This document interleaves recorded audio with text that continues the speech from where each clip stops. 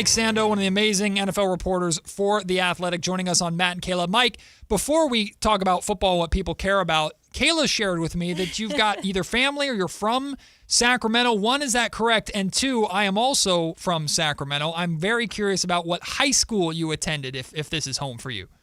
No, it's true. Yeah, Mariloma High School. Yeah, I'm probably going to get in trouble if my mom finds out about this, that I didn't let her know that I was coming on. But sorry, Mom, a little busy there.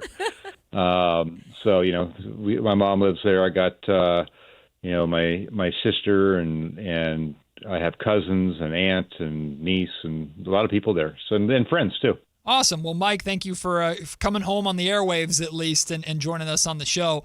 What do you make of this Super Bowl matchup that we're getting? If I had told you at the beginning of the season it would be Patriots and Seahawks in the Super Bowl, what would your reaction have been?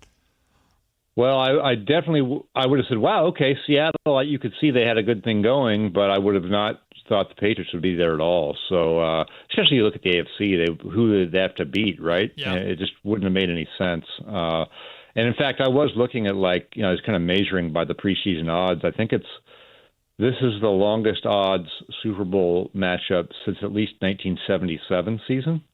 Wow. In terms of if you just combined, what the odds were for each team to win the Super Bowl, mostly because of the Patriots. But I think both of them were the Seattle was 60-1 and the Patriots were 80-1. So that's a huge surprise. That's kind of been a fun season that way.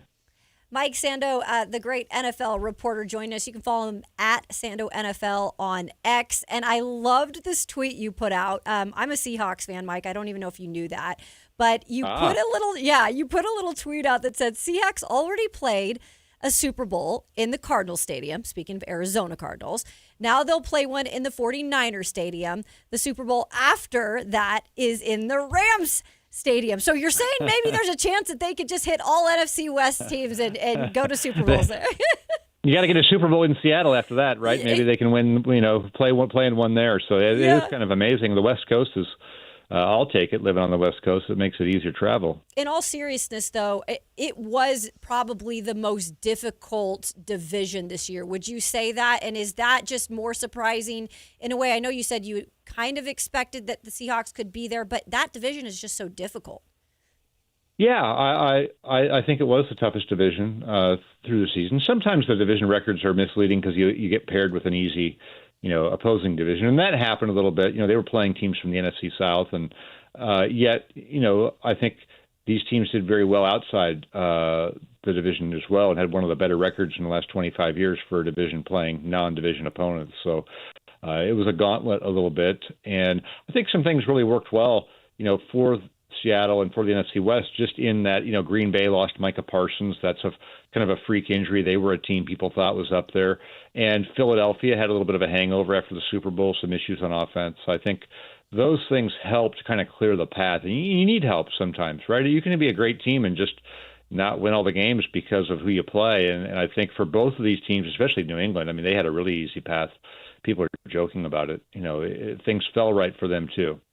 Mike Sando, NFL reporter for The Athletic, joining us. Mike, there are a lot of victory laps happening in Seattle right now, not just because the Seahawks are Super Bowl bound and they beat the Rams in order to do it, but Sam Darnold, the game that Darnold had, you have a lot of his teammates, his coaching staff, a lot of people in Seattle just talking him up, hyping him up, having his back. What did you make of Darnold's performance? It certainly wasn't just a relying on my defense to get me there. He had to step up and go mano-a-mano with Matt Stafford to get there.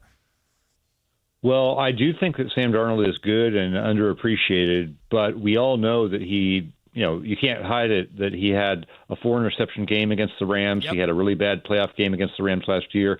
He, I think had more turnovers than any quarterback in the league this year. So those are all just real things that don't have anything to do with someone's narrative on a player or are you disrespecting them. Those are just the facts. Sure. So I did not think – I thought if it turned into that type of game where both defenses were struggling, I would – favor Stafford in that. And really, Stafford might have won it without the special teams help was a big part of that too, right? You got the turnover there, which led to a quick touchdown. And I think this was a game that could have gone either way. But Darnold, to answer your question, was really great in the toughest ways, like third down. They know you're going to throw the ball, taking hits.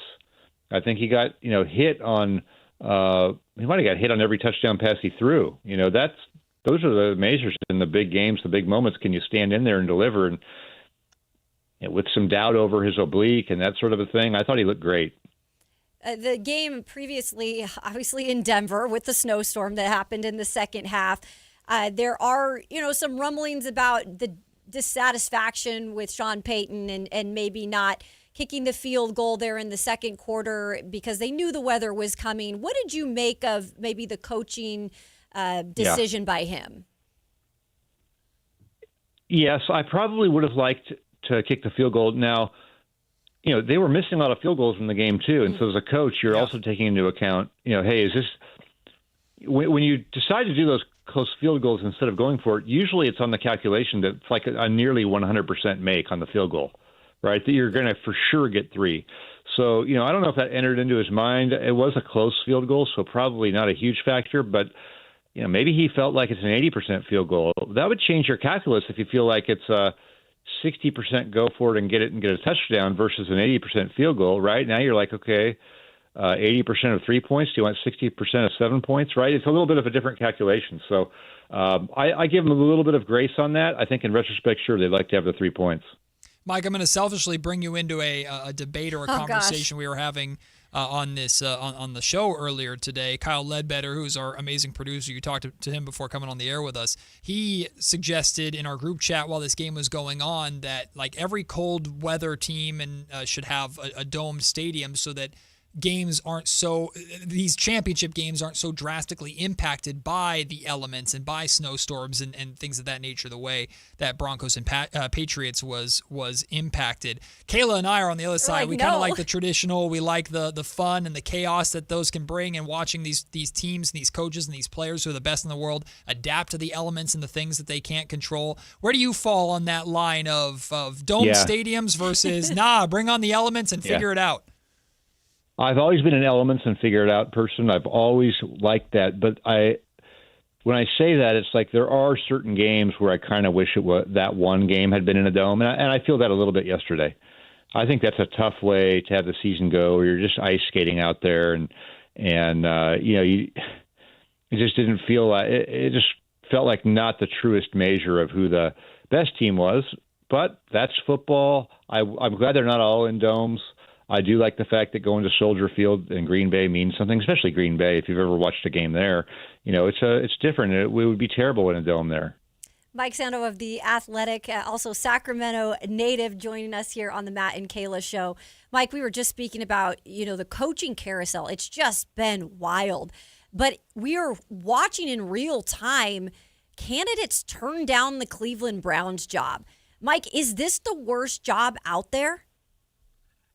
I don't know that it is, now, unless have intel on what they're planning to do. Maybe they're going to hire a new coach 1 year from now, and they're just going to try to get the top pick. But I do think that once the Deshaun Watson contract goes off the books next season, that it may not be quite as bad as it's been. And I think that Andrew Berry as a GM is pretty easy to work with, sharp guy.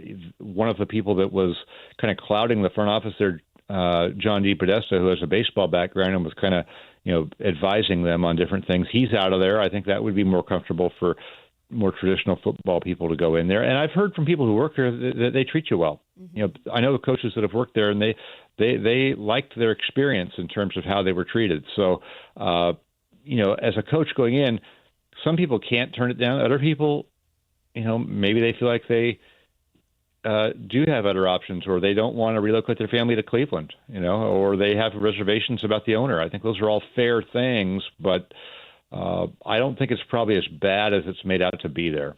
Mike, I'm a Raider fan, so your prayers and thoughts are appreciated. Yeah. But here they are also looking for a coach, and now they've got the number 1 pick, which is we expect to be Fernando Mendoza coming in. How appealing do you think that job is, given the history of that organization, the Tom Brady element to it, the Fernando Mendoza element to it? What do you think about the future of the silver and black in that sense? I think that's a tough one. And by the way, I was a Raider fan. I had season tickets to the Raiders when they first moved back to Oakland, 95, 96, 97. Then you survived. You got away. You escaped. Yeah, some bad. Well, yeah. Once I started covering the league, then all those allegiances. You're not really you're not experiencing the game as a fan anymore. So you're not. Yeah. You're working. But I think it's a bad sign. I think Tom Brady does a great job on the broadcast. By the way, I admire the heck out of him. But I think it's a bad sign for your franchise when you're hiring Matt Ryan or the Dolphins are asking, asking Troy Aikman, or you're enlisting Tom Brady. I mean, these are all great quarterbacks. They know more football than most of us, but they haven't run organizations. They haven't hired. They don't know what they don't know because they've been hyper focused on one aspect of this for their whole lives. And so I just think that's a hard. I mean, maybe Tom Brady gets it right, but why would he be good at overseeing this? Mike, right? It just doesn't make any sense to me. Sorry to interrupt you, Mike, because it brought me to the question. I just thought about this with Phillip Rivers, being brought in to interview for the Bills head coaching job, and then he pulled himself out of the running. Do you think, what was all that? Because I feel like on the outside looking in, I'm like, I don't think that would ever work, but no. I know the connection with Josh Allen and him. Yeah, I don't think they were ever going to hire Phillip Rivers, but I can see why you might want to talk to someone. I think that's what these interview processes can be about. Let's cast a wide net. Let's learn. Phillip Rivers, that was interesting when he went to India. I'd love to just kind of debrief him on his experience there. I'd also like to ask him, hey, Phillip Rivers, you started 200 and some games in the NFL, and you know what? You played in a kind of a tough franchise. You never won a Super Bowl, even though you're a great quarterback. Man, as you look back, what would you do to help Josh get over the top? Something like that, right? Wouldn't that be a cool conversation to have? For sure. Just I would pick totally his brain. want to have that. Absolutely. That's what these guys do. And one of the problems that Cleveland has is they like to give you these personality tests, and stuff like that, where you almost feel like you've been profiled. You know what I mean? How unsettling would that be unless you knew you were getting the job to go in and give them your sort of mental DNA? Yeah. Right? Where FBI uses this stuff. I'd kind of be interested to see what my results would be privately for myself, but would you want the whole world or someone in the league who might work for 3 other teams in the future or might pass it along? That would scare me. And also, Mike, if you go through a test like that and the world knows your personality traits or whatever, and then it's good enough for the Cleveland Browns to hire you, I don't know if that's the most, that's the best term of endearment. No Let's doubt. put it that way. But what an advantage if you knew that and you had psychologists and stuff, and then you're playing against that guy and he's coaching the Steelers now, and you're like, okay, you know what really pushes his buttons? That's great. Right? Yeah. I wouldn't want to know that. I wouldn't want someone to know that. Mike, I was crashing out earlier in the show because I went down to get a drink from the vending machine downstairs and I pushed the wrong button and got the wrong drink, and my mental fortitude for the entire day was thrown off. So that probably would show up on my Cleveland Browns report. What drink did you end up? What drink did you want, and what did you get? Well, I wanted a one particular. Screw it. Yeah, say it. I wanted a Monster Energy drink. I ended up with a Celsius because I pushed the wrong button, and my day was ruined for the rest of time. So the mental fortitude's not there to coach a football team, I don't think. Yeah, well, I don't have the mental fortitude. If there's any diet sodas around me, I don't have the mental fortitude to not drink them all. You know, it could be a Diet Coke, it could be a Diet Mountain Dew, a Diet Dr. Pepper. I could live off of them. So I have to go pace myself.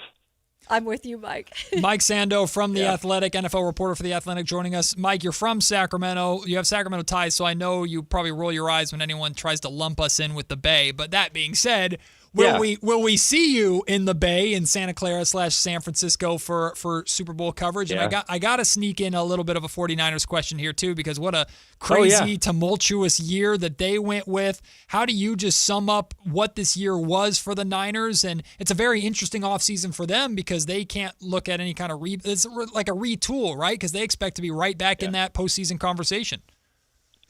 It's one of those seasons that's probably really rewarding for everyone who went through it, but, kind of wasted a year of the window, right? Because your goal is to win it all. But I think let's just back up from that, because not everybody's going to win it every year. And obviously the 49ers haven't won it for a long time. It's really hard to do. But I would encourage people to just appreciate what they were able to accomplish against some really long odds. And I would bet you a lot of those players when they look back, even if they win a Super Bowl another time, might look back on this season as one that really stood out to them for what they were able to accomplish going on the road and winning in the playoffs and really being a team that people thought was just going to fall by the wayside and just showing a lot of toughness and resolve. I thought it was a great season, and it would be really different next year. I think obviously Robert Saleh is already gone, the defensive coordinator. That raises some questions. And, what's George Kittle's coming off of a serious injury. I think the thing that was amazing this year was Christian McCaffrey was healthy the whole year. Yes. Does that happen again? Because every year that he's led the league in touches, which he did this year, I think he did it twice before. The next year he missed a lot. Ooh. So, keep your eye out for that with him. Hopefully that's not the case, but I've always worried about all of their skill guys, just the way they take hits in that offense. Whether it was Deebo Samuel, he used to get wide receiver, but got hit like a running back. He'd get twisted around, hit in the back. George Kittle obviously plays like that, and McCaffrey, man, he just gives it his all, but he's a running back, and we know those guys tend to wind down at his age. So I do have this feeling like they're probably still going to be good, but are they ascending, or are we starting to see some signs of the regression? Mike, you've been so generous with your time. Enjoy the Super Bowl festivities. Hopefully we see you over there at some point. Great work this incredible season, and looking forward to more great seasons of your coverage to come, my friend. We appreciate you taking the time and hope to have you back on very soon. Hey, thank you. Appreciate it very much. We'll see you. Thanks, Mike. Thank you so much to Mike Sando.